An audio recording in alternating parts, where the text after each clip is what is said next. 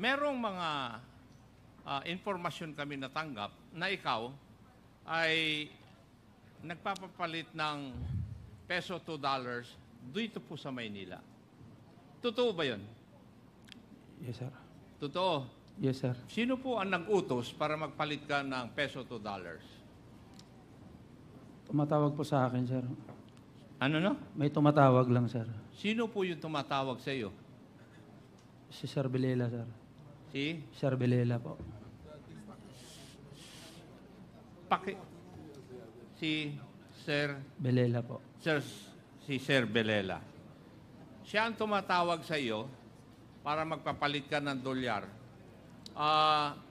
Noong tumatawag ba siya sa iyo? Noong panahon na nandun siya sa United States of America? Yes, sir. So, for long distance? Viber po, sir. Viber? Yes, sir. Viber. Text o tawag? Tawag, sir. Tawag. So, tawag, ang inutos niya sa iyo, magpapalit ka ng pesos to dollars.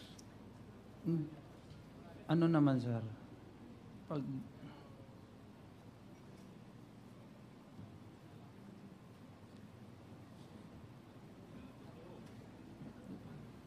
Yes, sir.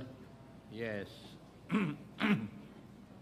So, tumatawag siya para mag-convert. Saan mo naman kukunin yung peso na i-convert mo sa dollars? Sa PCSO building, sir. Sa PCSO building. Hindi naman pwedeng magbigay ng pera yung PCSO building eh.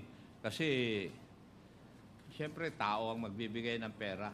Di po ba, Captain? Yes, sir.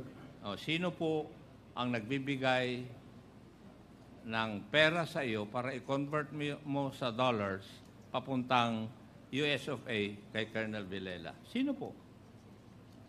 Mga security po niya, sir. Ano Mga po? Security po ni GM, sir. Security ni GM, sir. ni Madam Garma. Yes, sir. Sa dinami-dami ng security ni Madam Garma na galing sa CIDG, meron pang ang team ng NBI noon dyan eh. Sino sa kanila? Sino sa mga security ang nagbibigay sa iyo? Si Sergeant Obalye, sir. Sergeant Obalye, sir. Obalye? Sergeant Obalye, sir. Yung tinanong kanina ni Honorable Fernandez na kasama sa grupo na nandun sa PCSO. Yes, po, sir. Yes. Now, yung pagbibigay o pagkukuha mo ng pera doon sa taong yon, regular ba? When I say regular, is it weekly, 15 days, monthly, or 6 months? Hindi naman, sir. Ano? Hindi regular, sir. Paano? Ilang beses halimbawa sa isang buwan? Wala, sir. Walang takdang, ano, sir. Walang takda. Walang takda po. So, ibig mong sabihin, Captain Nova, na pupunta ka sa PCSO, kumukuha ka ng pera doon para i-convert mo sa dollar at ipapadala mo kay Colonel Vilela. Paano mo pinadadala yung pera na yun? Pakiulit po, sir. Paano mo ipinadadala yung na-convert na pera papunta kay Colonel Binabalik ko Vilela? lang din, sir, kung sino nagbigay, sir. Ha? Binabalik ko lang din, sir, kung sino nagbibigay. Binabalik mo doon sa Kung sino nag-abot, sir. nag-abot sa'yo. Yes, So, ibig sabihin si Oballes. Yes, sir. May I know if we have invited Oballes, Mr. Chair? We have? Is he present? Yes. Yes. Pwede ba huwag kang maupo dyan? Kasi iko-contempt ko sana si Colonel Grijaldo at saka si Colonel Vilela dahil tinatanong sila, nag-uusap pa silang dalawa eh. Kaya nga. Would you please sit farther from Colonel Vilela?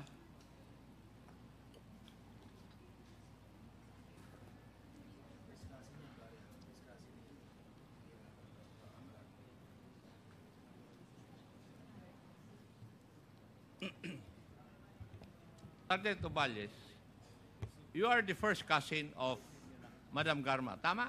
Yes, Your Honor. Good morning. Yes. Okay. Ma-establish lang yung relationship. Narinig mo yung kasagutan ni Captain Anuba sa aking mga katanungan. Narinig mo? Yes, Your Honor. May katotohanan ba yung sinabi niya? Wala po. Wala. Yes, Your Honor. Wala. Yes. O Captain, sinabi nung sarhento, ikaw daw ang sinungaling.